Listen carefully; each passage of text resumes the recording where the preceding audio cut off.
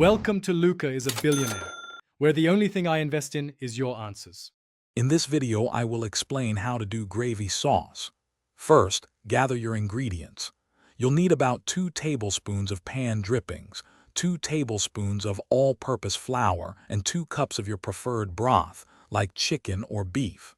Make sure to have salt and pepper ready for seasoning. This simple preparation ensures you're set for a delicious, homemade gravy. Next, let's make the roux, which is the base for your gravy. Heat your pan drippings over medium heat. Once warm, whisk in 2 tablespoons of flour. Continue whisking for about 1 to 2 minutes until the mixture forms a smooth paste and turns a light golden color. This step is crucial for developing a rich flavor and preventing a pasty texture. Now it's time to add the liquid and thicken your gravy.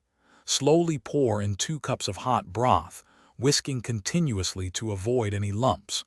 Bring the mixture to a gentle simmer, still whisking occasionally. Let it cook for about 5 to 7 minutes, or until it reaches your desired thickness. The gravy will coat the back of a spoon when it's ready. Finally, taste your gravy and adjust the seasonings.